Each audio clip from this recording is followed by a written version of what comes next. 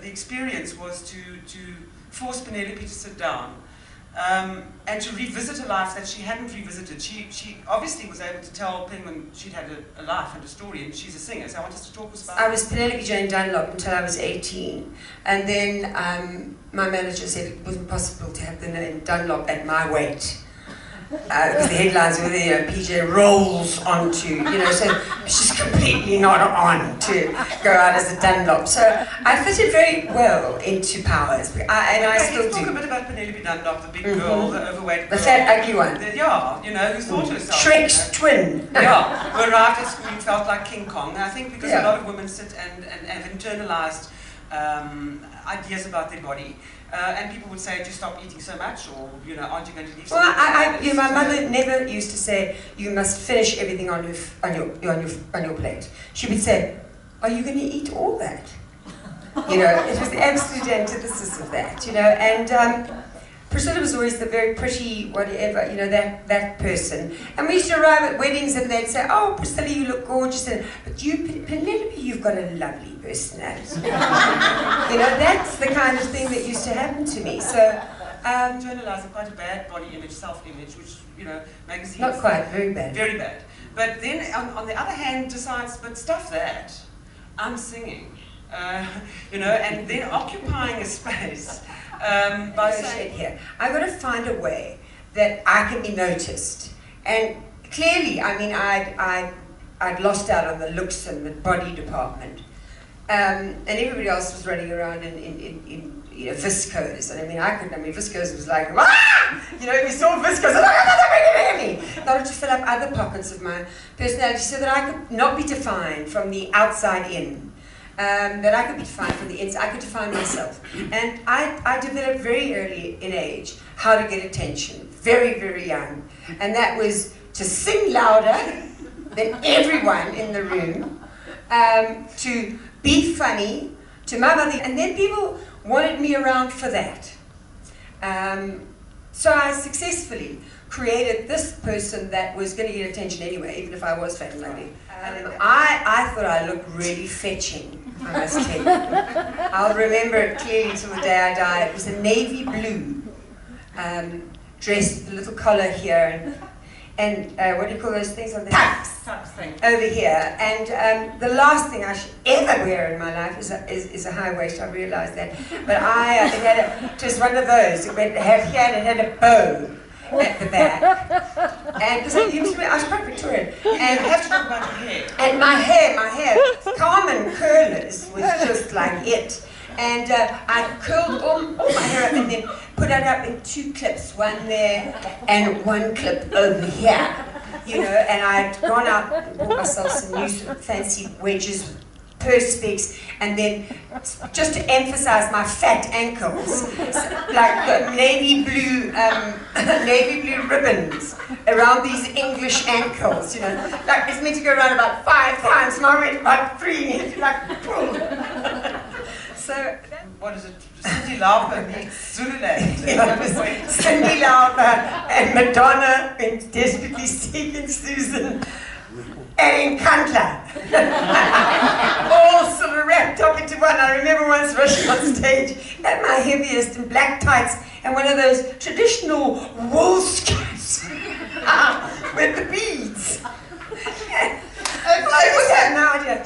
But showing it off, going up. That's how I learned to move. Otherwise, what's the point of wearing the skirt? You had to do the traditional movement as well. The lovely thing is that PJ's always designed her own outfits on stage. She's got no direction from anybody. I'm writing the songs, I'm singing them, I'm running the band, I'm wearing my own clothes, and I'm going to be famous. And she was. So there's a lesson in it. The pink overalls as well. Oh yeah, there's a high with a tie. With a tie, of course, with other stuff. There's the Hiawatha look at one point. That was very yes, much. I suddenly for some bizarre reason went and had a whole lot of bloody plaits. These big fountain plaits, some extensions, and not like sophisticated extensions now that you can't see. These were so obviously pinned in. It's frightful, really frightful. When I was younger, it was a way, I would write about anything. I wrote a song that I was convinced that Barbra Streisand was going to record called Traffic Jam. I just wrote my interpretation of what I'd seen, But then, as it went, as I sort of fell in love, and then I wrote a love song, which was the big one that broke us. And I think that you have to sit down and you have to do it. And if nothing comes out, oh, that's okay. But you don't always get struck by this bolt of lightning called inspiration, and then it all flows through you. South Africa gave me so much inspiration. I mean, you could not, if you were living in the South Africa that I lived in, help but be affected, and help but have to put your voice to the wrongness of what was happening. And my way to put my voice to it was through song. Yeah. Driving to Soweto, first of all, the cop, stopped us. Yeah, not allowed to go in there, because of you journalists. And we arrived at Jabulani Amphitheatre, and there was just this seething mass. I could see it from the back. It was 40,000 people, in a 30,000. Search of I'm a crossover songs, those days. And Diana Ross had managed to slip by the nets. They didn't notice that she was black. But basically, we started with the Diana Ross song, and I'll never forget this feeling of complete unease, because we stopped, and there were 40,000 very confused black people looking at us as if they're going. But you must also understand, I spoke to one of the sound guys who was there that day. They were hiding underneath they made a little shelter for themselves, because the audience, if they didn't like what you were doing on stage, you were gone. They would throw things at you and throw knives and run up and attack you. But artists would still play that. They didn't know that. No idea. 4 white people in Soweto on Republic Day 1982, bombs going off, they're now singing. I remember Alice was saying, "Play You're So Good to Me," because we planned to play in the middle of the set because it was the only song, it was the only hit we had. So we bumped it up quickly, and it was just incredible because we started the opening bars, I started to sing it, and 40,000 people knew every single word of the song, and it was the most fabulous feeling. I mean, I can't put it into words, but I just felt like I'd landed. It was a place where I was not, nobody bothered about my weight. In fact, it was, "You're losing too much weight, put on a couple of pounds." It was all in that, and it's don't get too thin.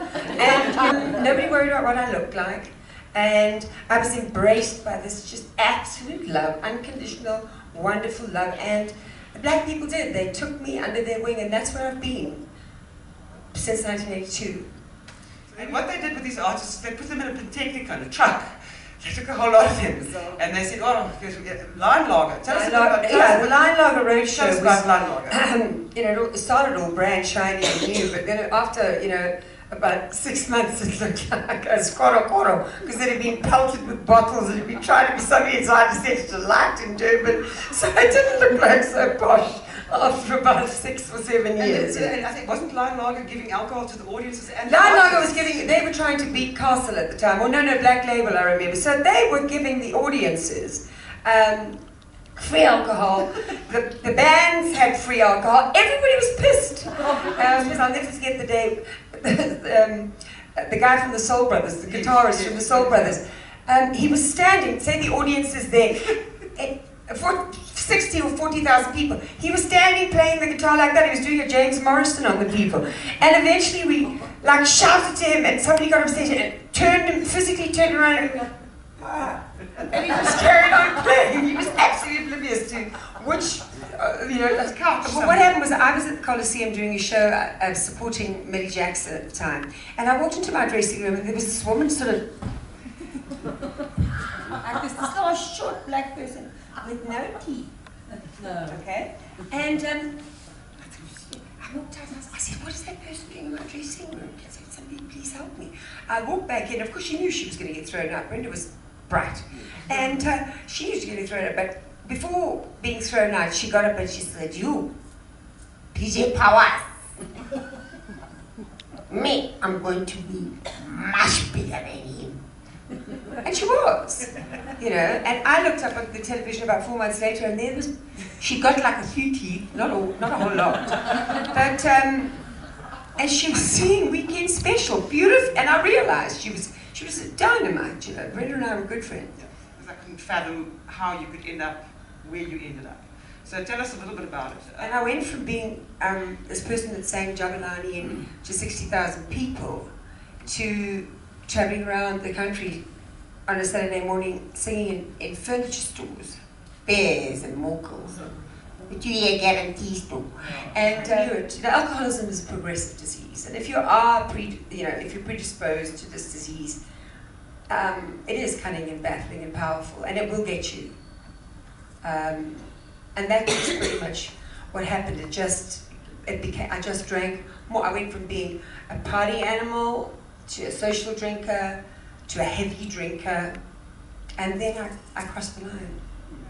Then needing to understand the absolute sheer loneliness and desperation and wretchedness of that point. But at the same time, inside of all of this is a person who is a survivor, actually. But my deepest regret is the people that I hurt along the way. I don't regret the journey, because I would go through those years again to be where I am for these 5 years that I've had. She was at many very big events in this country. She was Chris Harney's funeral. She was at Shell House on the day that the attack occurred with Inkatha. She was around when Boipatong happened. So the book is also about the country's history. And I think what I'm hoping is we're trying to find each other, because that concert in the park that happened later on, the first one, people did come together. We were looking for a solution. And a lot of what PJ was articulating at the time, I think really on an emotional level, helped people to feel a little bit better, because times were horrendous. I was witness to a woman getting necklaced in a township, and I remember Chico Twala was on the same concert, and it was terrible. It was about 2 rows down, and we could actually smell. That's an accurate smell. And I went home, and that's when I wrote There Is an Answer, whereas it just shows you the different mindsets. I understand Sipho wrote I Am a Soldier, because he wanted to get up and fight, and I thought we've got to find an answer to First this. of all, PJ, from being the King Kong at school, you're magnificent. You're absolutely beautiful. You're fantastic. I want your hair, particularly in Joburg. I think you must. So thank you very much. And Thank you, Maria. This was the nicest project I've worked on, I'm going to say, in my life. Well,